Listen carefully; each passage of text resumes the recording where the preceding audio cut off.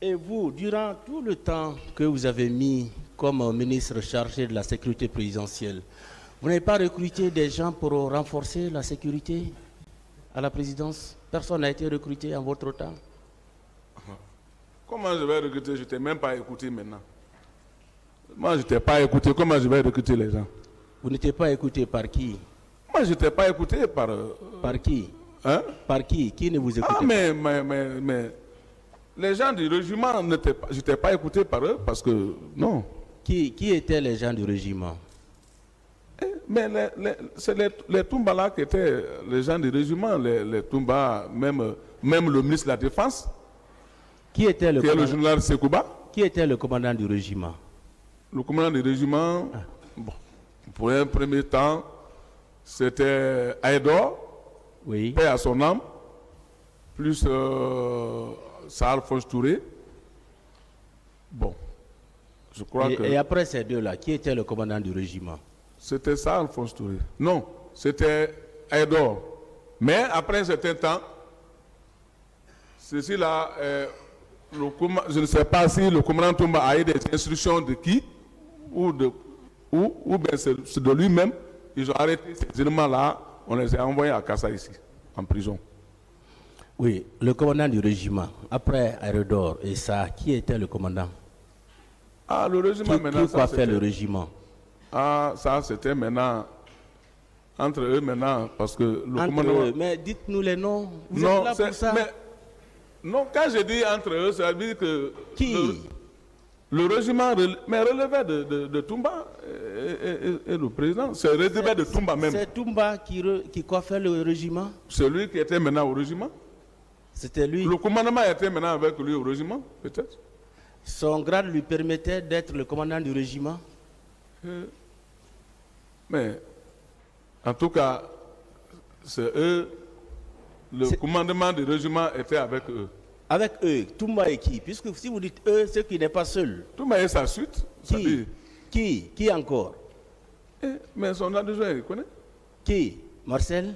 Mais bien sûr, son adjoint. Marcel commandait aussi le régiment? Ah, c'était son adjoint? Il commandait aussi le régiment? Bien sûr.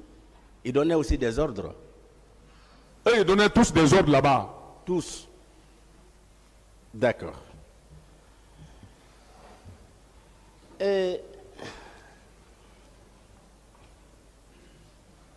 Est-ce que les hommes de Kébro portaient souvent des bérets rouges? Moi, c'est ici que j'ai appris ça. Sinon, les gens de Kébro ne portent pas le béret rouge. Eux, c'est les bérets verts plus des bodys noirs. Ils n'ont jamais porté de béret rouge? Non. Ils ont resté toujours gendarmes. D'accord. Il y a souvent eu des altercations entre eux et les éléments de la présidence? Ah, bon, moi, je ne peux pas dire que j'en connais profondément parce qu'un jour, il y a eu des discussions entre eux, mais peut-être eux sont mieux placés. Vous étiez là lors de ces discussions? Vous étiez présent lors de ces discussions? C'est ce que j'ai dit. J'ai dit, moi, j'ai appris qu'il y a eu des discussions entre eux, parce que ce jour-là, je n'étais pas encore au camp, j'étais encore en mouvement. Et ces discussions étaient dues à quoi? Bon, moi, je ne sais pas. Je n'en sais pas. Quand on est venu, après quelques jours, j'ai vu maintenant qu'il a dit qu'il va déménager derrière, à côté, c'est-à-dire dans le camp, mais hors du cercle du régiment. Bien, des armes avaient été sorties du magasin pour être embarquées dans un camion ou des camions. Vous avez appris cela là-bas? Non, je n'ai pas appris ça. Vous n'avez jamais appris ça? D'accord. Et à quelle heure vous étiez revenu au camp Alpha Yaya après Manéa? Après Manéa, je dis que presque vers, ça peut être maintenant vers midi. Midi? Ouais. Et à midi, vous n'avez rien appris? Ou bien sauf l'information que vous avez reçue à Bambeto? Non, d'abord, j'ai bien dit que c'est à partir de Bambeto d'abord que les gens qui étaient à Bambeto, ils ont commencé à murmurer ça, ils m'ont parlé, j'ai dit, ah bon, j'ai dit, si c'est fait comme ça, je vais... Ils vous ont dit que c'était au stade? Ils ont dit que, non, ils ont dit qu'il y a vos collègues militaires qui ont tiré sur nos parents au stade du 28 septembre. Vous n'avez pas été voir là-bas? Non, je n'ai pas été voir là-bas. Directement, je dis que, attends, je vais aller rendre compte au président. Et quand vous êtes arrivé au camp vers midi, vous avez trouvé le président Dadis dans quel état? Est-ce qu'il était déjà informé? Est-ce qu'il était déjà informé de ce qui se passait au stade? Ah bon, moi quand je suis parti, j'ai trouvé d'abord au camp, il était toujours à son bureau. Moi je lui ai parlé, il a dit que qu'il n'en sait rien. Il a dit seulement comme ça qu'il n'en sait rien. J'ai dit d'accord, moi je suis parti au bureau. Marcel était au camp en ce moment? Je n'ai pas vu personne là-bas. Personne. Ouais. Donc ils étaient tous censés être au stade. Ah, en tout cas, je ne l'ai pas vu. Je n'ai jamais vu. Je n'ai pas vu ceci là au camp ce jour-là. Parce que moi, je suis venu seulement du bureau du président. Je suis venu chez moi. D'accord. Vous étiez informé de la maladie de Marcel, l'accident qu'il a eu à faire là. Il a été admis à la clinique Ambroise Paré. Vous avez appris ça? Oui, effectivement, j'avais appris qu'il a eu des problèmes sur sa langue une fois. Oui. Oui. Et ça a pris combien de temps avant le 28 septembre? Bon, moi, je ne peux pas déterminer ça. Hein. Mais quand même, il s'est blessé. Le 28 septembre, il était sain et sauf. Il n'avait rien. Bon, moi, je n'ai pas fait attention à ça. Oui, puisque vous étiez à l'abbé, vous êtes revenu. Avant d'aller à l'abbé, où il était, Marcel? Puisque vous êtes allé à l'abbé le 26, non? Avant que nous, mais on était tous au camp là-bas. Il se portait bien? Ah bon, vous savez, on était au camp, mais on n'était pas tout en contact entre nous. Non. Oui, non, là vous le savez, M. Pivi. Non, non. Vous ne savez pas s'il était bien portant?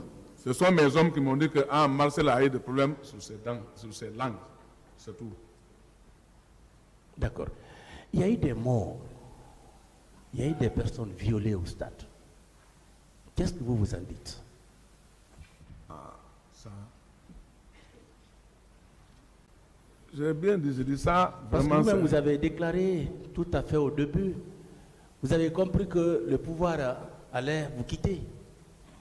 Quand ces événements-là... C'est moi-même qui a dit. Oui, c'est ce que vous avez dit. J'ai dit... Quand ces événements-là sont survenus, vous avez dit que le pouvoir allait vous quitter parce que les faits étaient très graves. Mais bien sûr. Voilà. Moi qui ai dit ça, j'ai dit, mais si les amis sont allés faire le dégât au stade, ça déshonore, ça va gâter notre pouvoir, c'est normal. Voilà. Donc vous êtes convaincu que vos amis étaient effectivement au stade?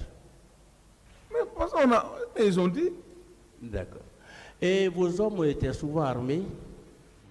Vous étiez armés souvent? Vous, personnellement, vous aviez des armes? Si, on est armé. Combien d'armes? On ne peut pas aller derrière un militaire armé que toi n'est pas armé. Vous avez quel genre d'armes? C'est nos PMAK. PMAK. Ouais. C'est tout? Vos 30 hommes également avaient des armes PMAK? Ils ont tous des PMAK. Tous ceux qui étaient au régiment, chacun avait un PMAK. Mais en partant, si c'est la journée en mission, les PMAK sont dans les véhicules. C'est quand on doit aller affronter un militaire qui est armé, là, chacun prend son arme. Ça, c'est clair. Bien. Et tout à l'heure, on vous a donné lecture de quelques procès-verbaux.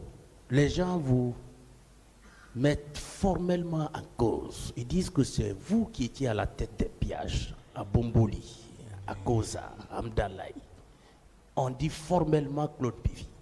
Qu'est-ce que vous en dites? C'est pas vrai. S'ils n'ont pas à me féliciter, c'est pas vrai. Ils doivent me féliciter au contraire parce qu'ils n'ont qu'à dire que moi j'ai beaucoup protégé leur boutique. Mais moi je n'ai jamais pillé une boutique dans ce pays-là. Bien, pour le moment, merci M. le Président.